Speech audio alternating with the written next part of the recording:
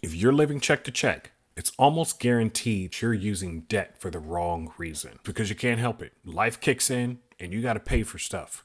The water heater broke. There's a medical bill. You're using debt to finance emergencies. Then on the other end of the spectrum, there's a ton of us that are using debt to finance the things that entertain us. The only right reasons to use debt are for smart leverage or for working capital.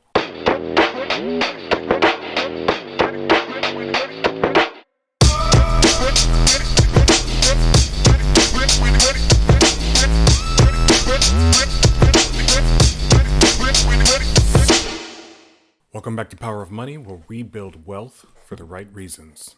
Make sure to like and subscribe. We're a brand new channel, and your support is greatly appreciated. Today, we're going to be talking about debt and inflation. And the last time we spoke, we were talking about what good money is and how the US dollar bill does not possess the last trait of good money, which is scarcity. But before we even get into the reason why the dollar bill has no scarcity, we're going to be talking about debt. Debt is an interesting idea, and our country is pretty much addicted to it. There's trillions of dollars in student loan income. There's trillions of dollars in credit card income. There's trillions of dollars in mortgage debt. Our country has a ton of debt, and we use it to finance our lifestyles. There's this concept of living check to check that is prominent. And it basically means that I barely have enough income to make it to my next check. But while there's a huge contingency of Americans that actually do live this way, most of us put ourselves in that situation. Most of us are not actually living check to check. So if I'm worried about my income coming in and having enough of it to last, is it that I don't have enough income, or is it that I have too much debt? If you're living check to check, it's almost guaranteed you're using debt for the wrong reason because you can't help it. Life kicks in and you got to pay for stuff. The water heater broke. There's a medical bill. Whatever the case is, you're using debt to finance emergencies. Then on the other end of the spectrum, there's a ton of us that are using debt to finance enjoyment, finance the things that entertain us. You have to switch your mindset to start using debt for the right reasons. And the only right reasons to use debt are for smart leverage, like when purchasing a home, or for working capital, like a business. So you have debt that actually pays your bills that you're going to pay off in 30 days, 60 days, 90 days, however long your business cycle is. And you can run your household this way as well. Many people utilize credit cards as their household working capital. They will put all their bills on a credit card and pay that bill off at the end of the month. So how do you know which bucket you're in? You got to use the debt benchmark. The first benchmark is whether or not you're living debt to check. And that is correlated to what we talked about earlier in regards to using debt for emergencies. Say you bring home some income. It pays for all your regular bills, but an emergency kicked in and now you have to use debt to make it to the next check. So you're not living check to check, you're living debt to check, because every emergency that comes along, everything that is outside of your spending plan, you have to throw it on your credit card. Now, on the other end of the spectrum, you could be living check to debt. Now, check to debt means you're using way too much debt for your enjoyment, your entertainment, and you have so much of it that you're throwing a ton of your check at debt. If you're in a situation where your debt to income ratio is extremely high, then you're never going to be able to build wealth this way because too much of your money is going towards servicing someone else's pockets. The final benchmark when it comes to debt is using debt for the right reason and living check to checks. That means your income comes in, you're able to utilize that to pay for your bills and buy assets that you can borrow against. And now that debt can be leveraged, and or you can utilize the income you're bringing in as a business, say, and access working capital debt so you can pay your bills on a regular basis despite whether or not the income is a little bit shoddy here and there. So you want to get to the point where you're actually living a check to checks lifestyle.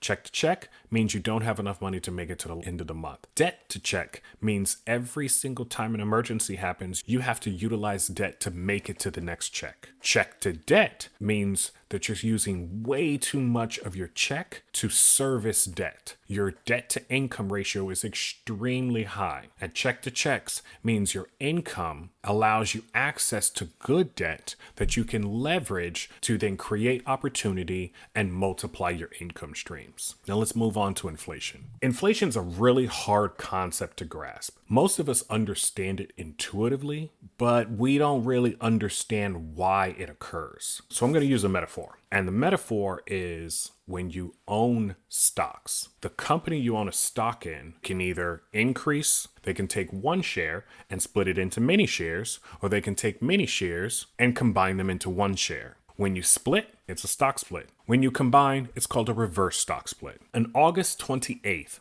2020, Tesla did a 5-for-1 stock split. And that means they took 10 shares and they made them 50 shares. They took the price of the share and they divided it by 5. In this scenario, you have a specific amount of power as a shareholder, $22,300 worth of power. And that power is quantified by multiplying the value per share times the number of shares they had. So when Tesla did the stock split, the shareholders' power did not change. Now imagine if this is you. And on August 28, 2020, the value of one share was $2,230. You had 10 shares, so your total value, your total power was $22,300. Now, what Tesla did was they reduced the price of each share by 5x. They increased the price of your share count by 5x, which left your total value equal to what it was previously. Now let's flip the metaphor and put it in context with the US dollar. Inflation is insidious because when it starts changing your power, your number of shares in the economy, it does not give you the corresponding value back.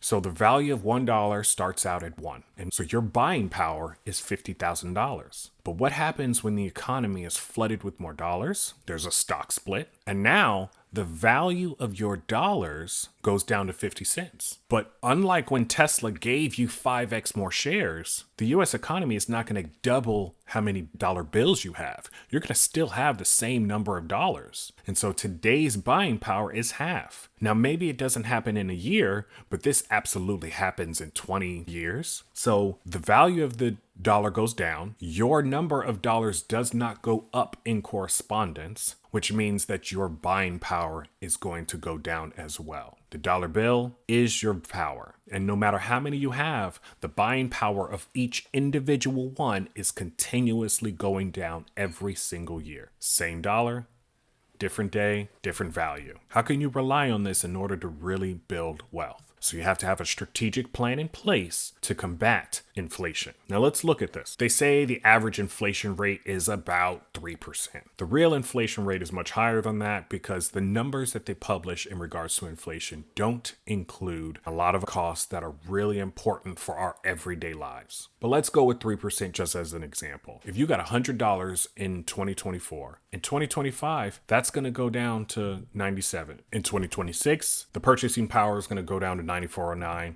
2027, 91.27, in 2028, it's going to be worth $88.52. So in just 5 years, you've lost more than 10% of the value of your dollar. Now, that's an example that, it's tangible, it's realistic, but the increments are so small. They were like, okay, I can deal with that. I'll just make a little bit more money. I'll get a side hustle. I get raises. I get 3 to 5% raises every year. So it matches that. It works out in the end. But when you think about that on a long time scale, it's way worse. $100 today. When Generation X retires, it's going to be worth $75. When millennials retire, it's going to be worth $50. And when Generation Z retires, that $100 is going to be worth $25.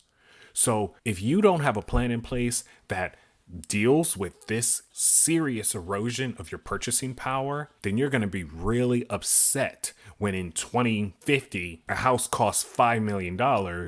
Cars cost $100,000 and you barely have any money saved up to deal with that cost of living. So overall, we're trying to build a serious understanding of how money works because real wealth is built for the right reasons.